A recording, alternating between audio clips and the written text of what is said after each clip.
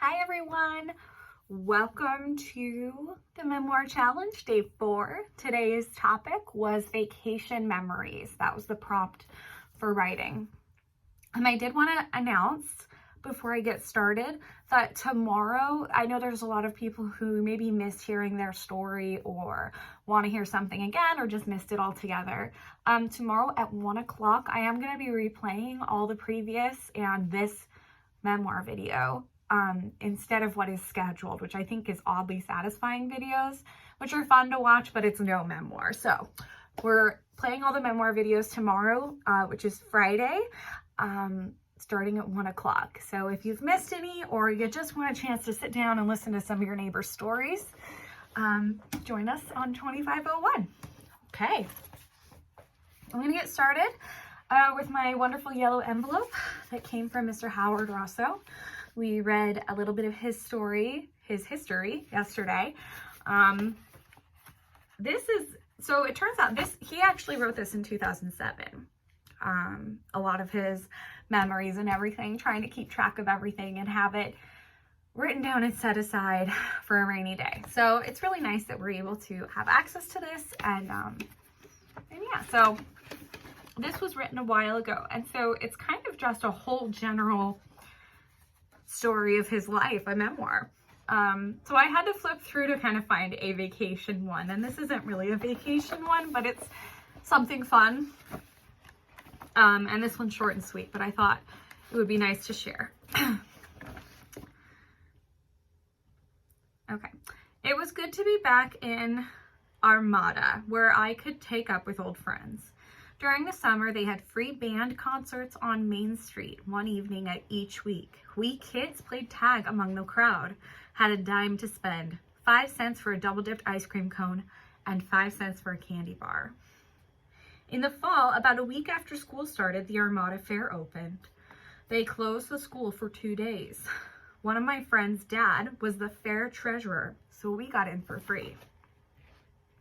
Rides were 5 cents each. I think I got about 50 cents each day the fair was open.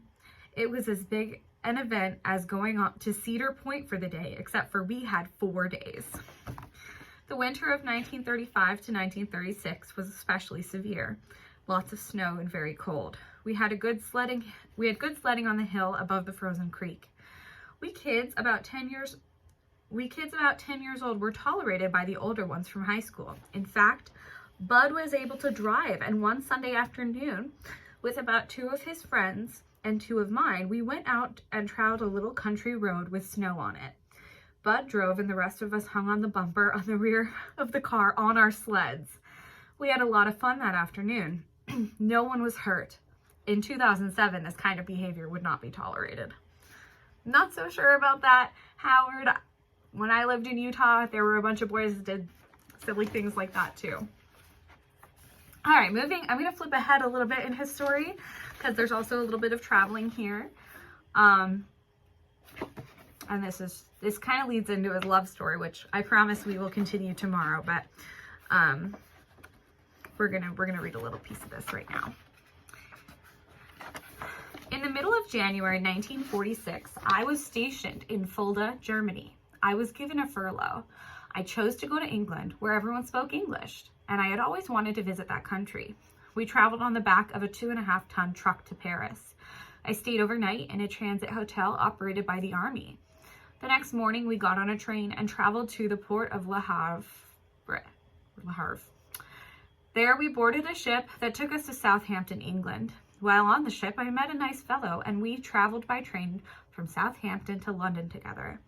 We were assigned to the same transit hotel near Green Park and the Piccadilly Circus in London. Apparently, he had been in London before because he knew where to meet girls and have a good time. At any rate, he met a girl named Josie, and they agreed to meet again the next evening. But she made a promise to bring a friend so they could double date. The next day, Josie told Linda she had a date for her that evening.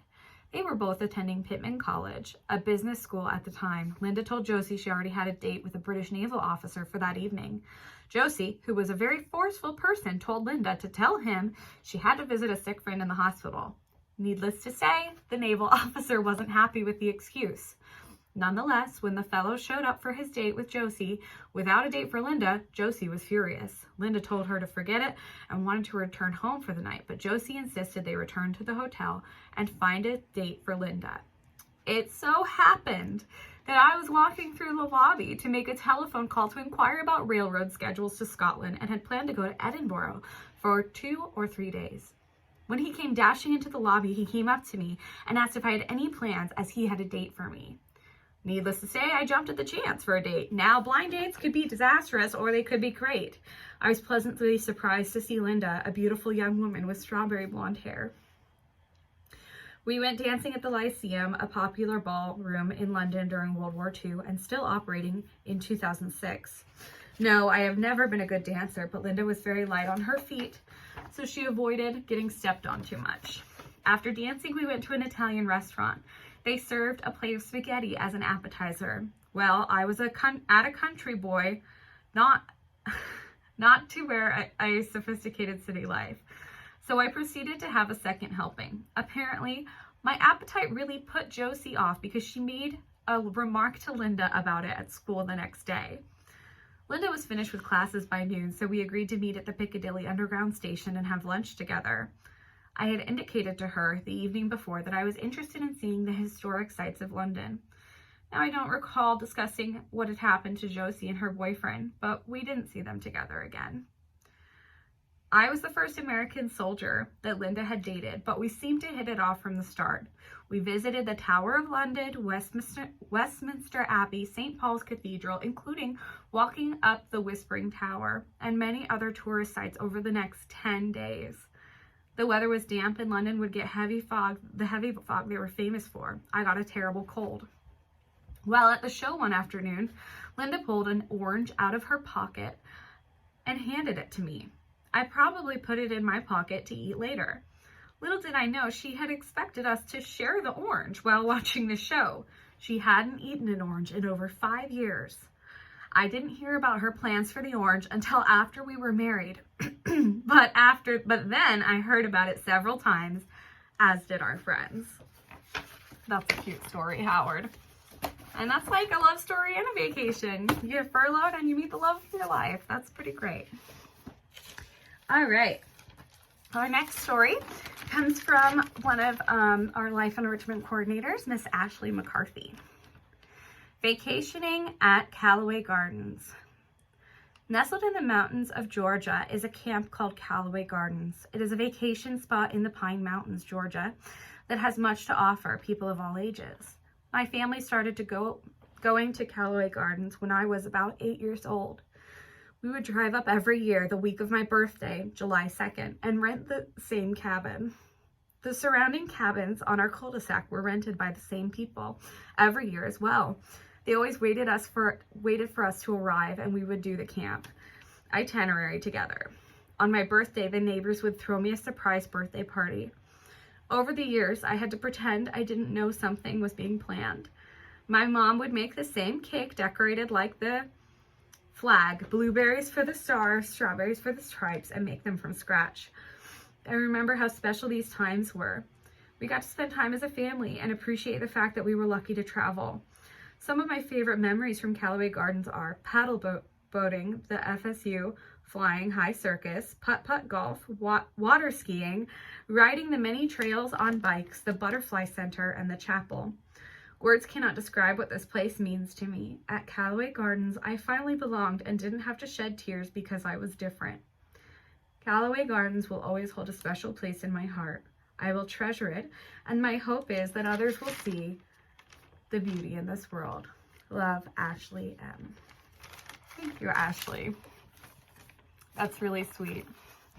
I camped a lot with my family growing up as well. All right, our next story. This is from Miss Rhoda Ruby. She wrote this out for me for the vacation submission. Okay.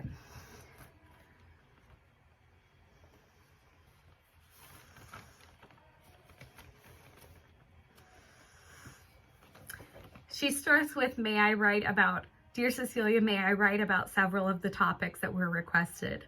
Of course you may, Rhoda. I would love to hear all of your stories. Vacations. Sid and I enjoyed visiting places in the world. One very special to our hearts was Israel, because we made a decision to follow the Messiah.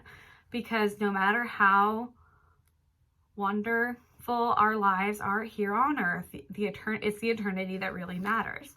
A special destination was one of our trips to Hawaii to see she whited out to see our son complete the complete the Ironman triathlon. Let me start that over. I'm sorry, Rhoda. A special destination was one of our trips to Hawaii to see our son complete the Ironman triathlon, never thinking we would be able to see him in the throng of athletes, many from around the world, who qualified. It was he who saw us. He quickly came over and kissed his parents as he was sweating from running to swimming, as well as to swimming, as well as some of his friends.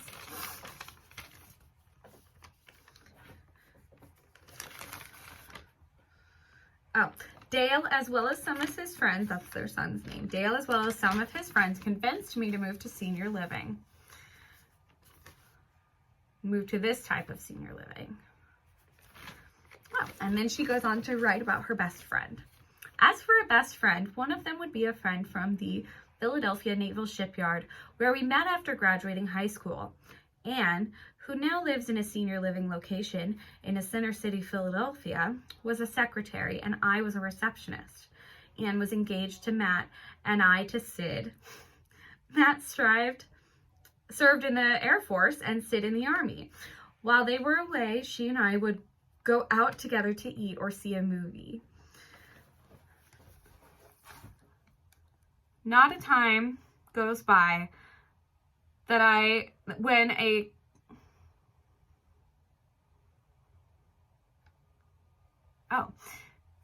not a time goes by that when Rear Window with Grace Kelly and Jimmy Stephen is on the television that I picture sometimes with tears full of nostalgia, these two girls walking down Chestnut Street in Philadelphia to see the opening of that great Alfred Hitchcock thriller. We went to each other's weddings and we have celebrated our 50th wedding anniversaries.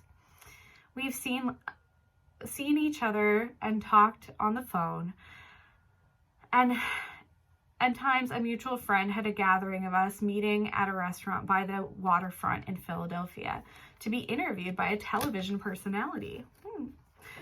We reminisce about all the old memories. In fact, Anne's older son took our daughter, Gail, to her senior prom in Cherry Hill, New Jersey. We miss Matt and Sid and have memories and photos of days gone by. The last one is a love story, and I'm going to save that one for tomorrow. Thank you, Rhoda, for sharing. That's really sweet. Okay.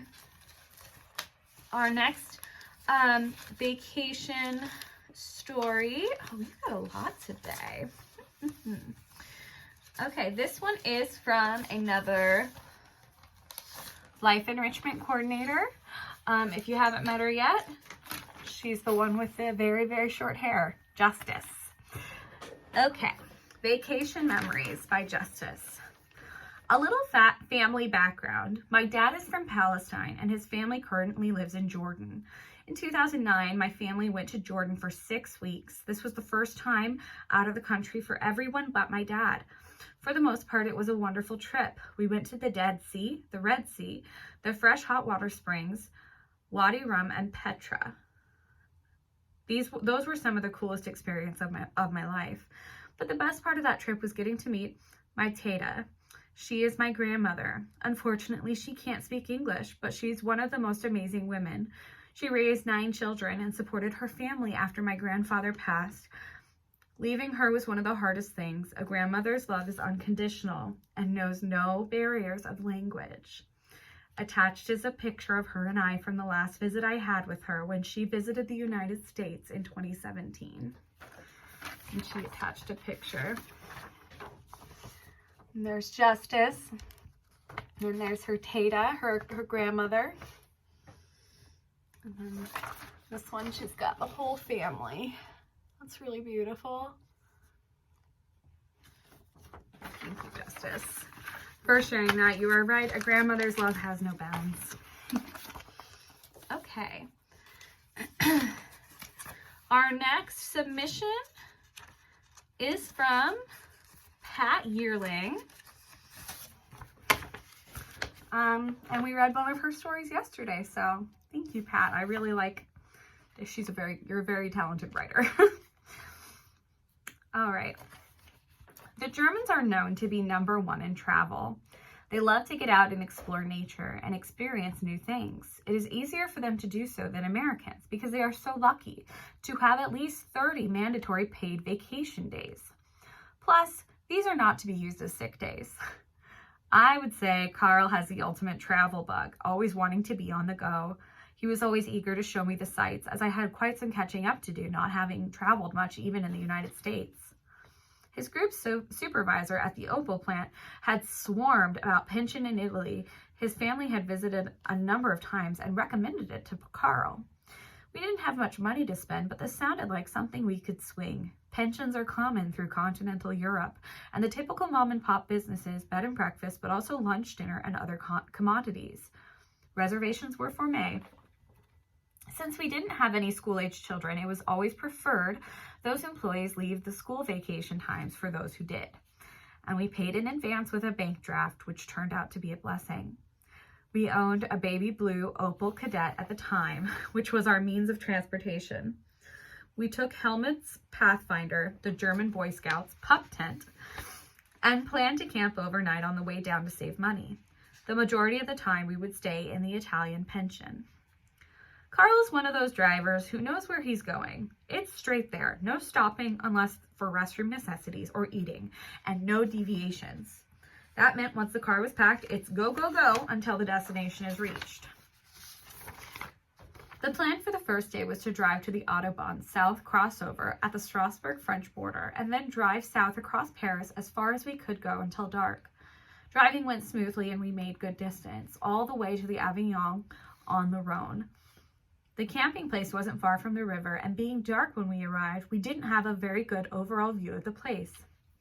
Most campers had pitched their tents together in a circle. It was rather noisy. Carl decided we'd stay on the outskirts where it would be quieter and we'd be able to get more rest. He set up the tent, and we crawled in and undressed into our pajamas. We decided to leave my American Tourist Weekender suitcase at the foot of our sleeping bags rather than dragging it back into the car.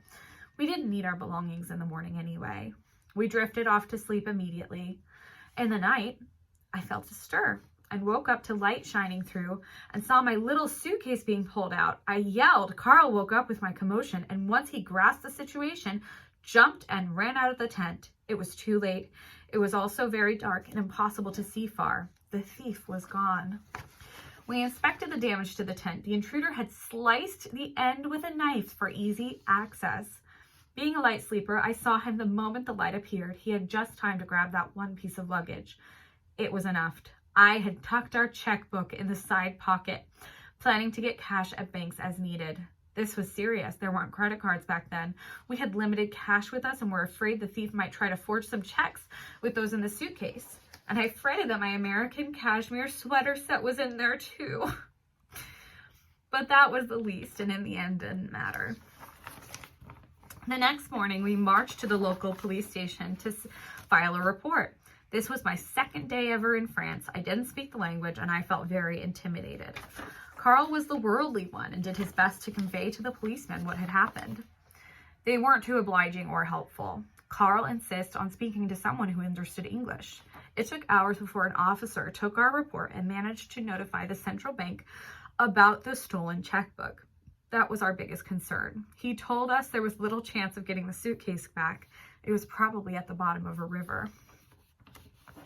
It was late in the afternoon by the time we were able to leave Avignon, so we didn't cover much distance in driving that day. We stopped at a camping place near the Nice, and this time steered to a place in the middle of the grounds. Carl was starved by the time he had pitched the tent and asked the owner the name of an eating place he would recommend. He suggested one within walking distance, which was great for us. It was a really nice restaurant, white linens and sparkling place settings, and we were seated immediately. I couldn't read the menu, it being in French. Carl gave me a look that told me something was wrong. He then explained to me that everything was so expensive, he didn't have enough money to pay for much. In the end, I said I wasn't hungry, and Carl just had some smoked trout with bread. He had just enough to pay for that and the standard cover charges that are often added on in better European restaurants. The waiter gave us a disgusted look as we walked out. Back at the tent, we devoured crackers and leftovers I'd packed for the day before. The next day, we were due at the pension in Pietroligure, Italy, and we were guaranteed something to eat. That day, on the way along the Italian Riviera, we needed to make an important purchase. In the early 60s, pantyhose had not yet been invented, and women did not go without nylons. In that stolen suitcase was the only garter belt I brought along for the trip. I had trouble keeping my hose up. It was horrifying that they creeped down every time I tried to walk.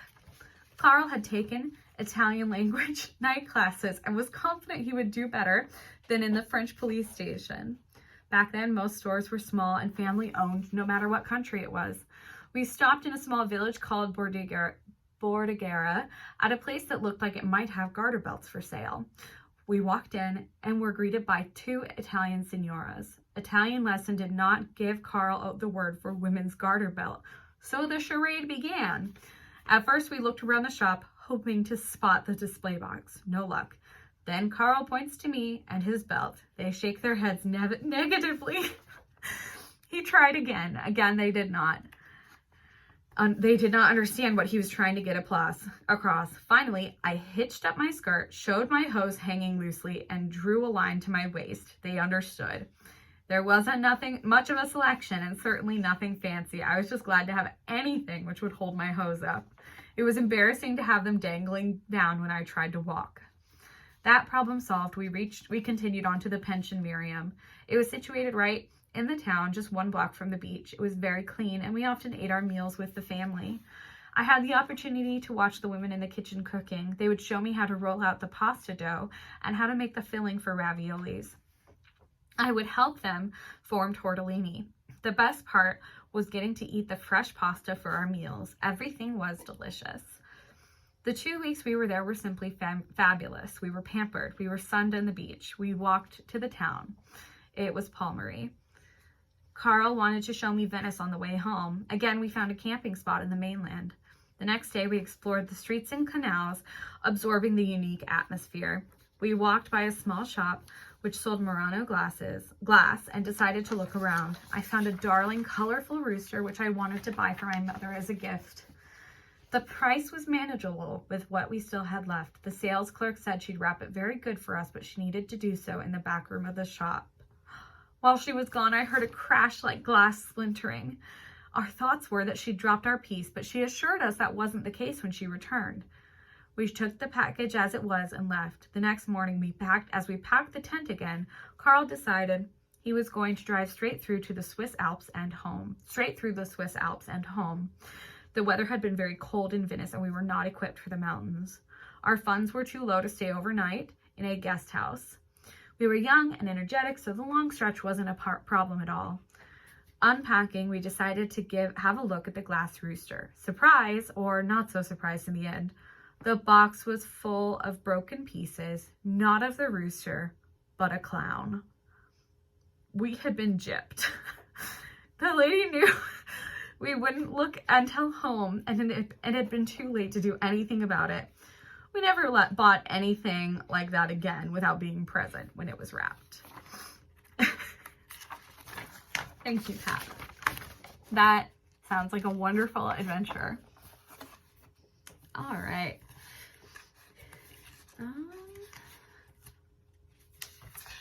Okay. So this one is from me. So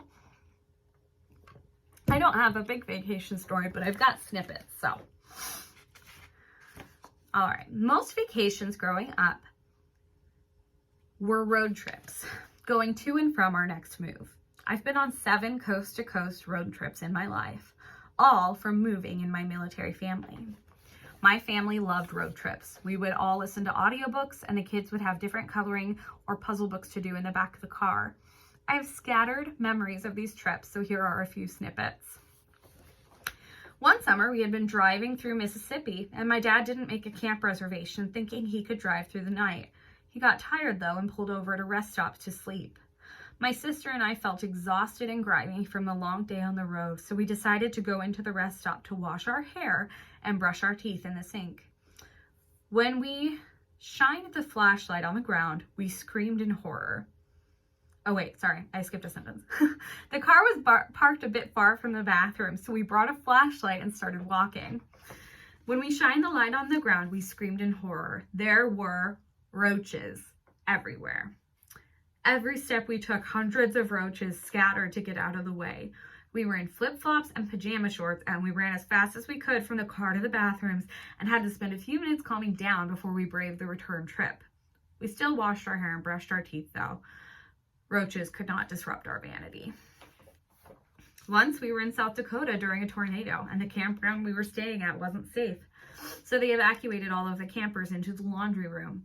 I remember laying on the floor of the laundry room surrounded by blankets and other scared campers. My siblings and I were the only kids there, and I remember feeling embarrassed because my sister wouldn't stop crying. There was a time we went to visit my aunt on Whidbey Island in Washington State.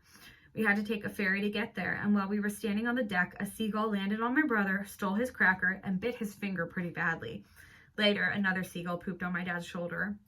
That same trip, Mom left her purse at an Ivar's clam chowder stand in Seattle, and we had to turn around and drive 2 hours back to retrieve it. Luckily, a good Samaritan turned it in to the restaurant, and nothing was stolen. When I was a bit older, 14, and my sister 13, my sister and I and our close friends, all under the age of 18, went on our first adult-free road trip. It did not go well.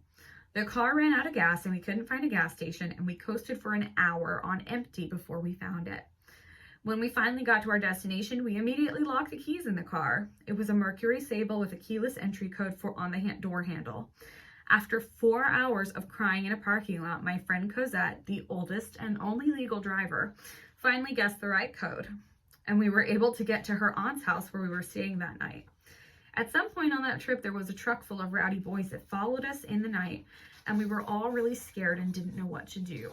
Eventually, the boys got bored and went on to harass some other unsuspecting victims. When my grandparents first moved to Thermopolis, Wyoming, we went to visit them and go to the natural hot springs. The entire town smells like sulfur and is full of retirees boasting the health benefits of the natural mineral hot springs. The spring park we went to had a very large, dilapidated tube slide that was clearly rarely used since the town had little to no children. My favorite memory from that trip was once while my brother and I watched from the lobster pot, the hottest tub in the spring, my sister Esther went down the tube slide so fast that the slide swayed and everybody gasped. Of course, my brother and I were dying laughing. Then Essie, who is blind as a bat and left her glasses in a locker, went up to a complete stranger and shouted, "Did you see how fast I went?" The stranger nodded, and Esther did not realize until we waved her over to the lobster pot that the stranger she had shouted at, though blonde, was not me or anyone related to her.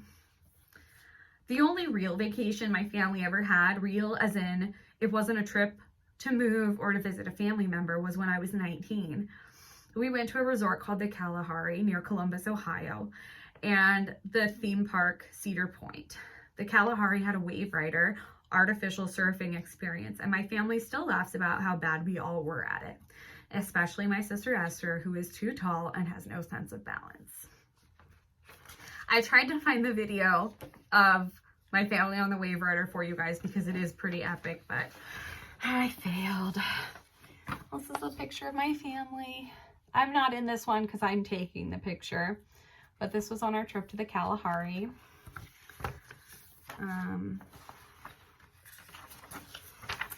Those are the kids, all the siblings. That one's me at the Kalahari again. These were when we were young, this is the group of girls that went on the road trip that we were probably too young to go on. But, you know, we were super strong, powerful young ladies. We didn't think anything would ever affect us. And then these are two from one of our many, many camping trips. On this one, we happened to have a cabin, which was nice. And that's it. All right, so that's me. I am pressuring the other directors to submit more pieces. So if you see them, maybe mention this to them, because I know you guys are sick of hearing about me. All right, we have another submission. This one is from Mary Jane Schumberger. She lives in the Villages. Yeah, so thank you, Mary Jane. My husband George and I took our first long vacation to Europe in 1957 to visit England, Scotland, the Netherlands, France, and Germany. When I went to Gettysburg College, I majored in German, and I loved the language and taught German for 27 years.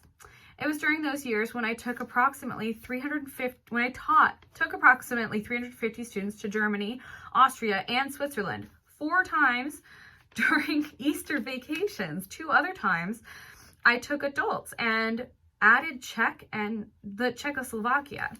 In 1990, after I retired, a teacher friend of mine and I went to the little town in Germany called Oberammergauer. Every 10 years, the citizens perform the last week of Christ's entire life, the crucifixion, and then the resurrection. People come from all over the world to see this all-day performance. This performance has existed for a long time, except during the Hitler years. In 1995, friends of ours invited us to go to Berlin, now no longer East Berlin, to participate in a choir consisted of people from other parts of Europe. It was called the Berlin Peace Festival of Choirs. My trips, vacations were wonderful, but I must tell you what happened 2 months ago. 2 of my former students, who I met on one of the 14 trips and married several years later, called me. As they do every now and then, they asked for Sharon's phone number, a friend of mine here. Asked her to make arrangements at the German restaurant in Epcot. What a surprise. It all started with their trips and vacation to Germany in 1976. Okay, I not where I thought that was going. That makes me happy that you got to meet them. That's wonderful, Mary Jane. She also included this beautiful travel guide for Windsor Castle. The official guide to Windsor Castle, and it says in handwritten, 1957 trip.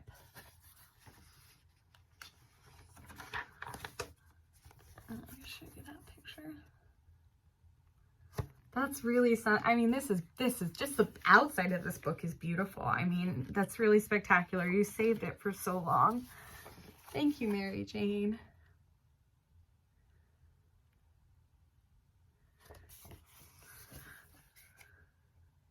All right. I'm going to read one more submission. This is a short one. It's from Pat Yearling again. This was for the places of significance, and I wasn't able to read it on that day, so I'm going to read that now. New York has the Statue of Liberty. Paris has the Eiffel Tower. Copenhagen has its Little Mermaid, and Brussels has its Mannequin Piece, or translated from Flemish dialect, Little Man P. Most Americans, if they haven't been on a city tour of Brussels, probably have no idea what that is. Little Man P is a 24-inch bronze statue of a naked cherubic little boy urinating into a square water fountain on the corner of, I can't pronounce that road, I'm going to skip it. The original statue was first erected in 1388, and the present version was sculpted by Jerome, can't pronounce that either, in 1619. Little Man P has been stolen so many times that the city of Brussels keeps the original statue at the Maison du Roi. There are several legends about the statue, but today nobody knows which is really true. One of the favorite stories is that Mannequin Piss, or Little Man P, was born in the 8th century with Vindicinus, the Bishop of Arras, came to Brussels to give a lecture. A nobleman invited him to his country home with the intentions of asking the bishop to intervene with God because he had no children. 9 months later, his wife gave birth to a baby's boy whose first act was to urinate so high that the beard of Vindicatius was soaking wet. Unfortunately, the bishop died shortly afterwards. Now the family didn't have anyone to baptize the baby, so the child's mother appealed to a known devout Gudula who came and christened the child. The nobleman was so smitten by the woman, he followed her back to the abbey. The future saint was so angry, she punished him with the words, "Your only son will no longer grow and will never stop urinating."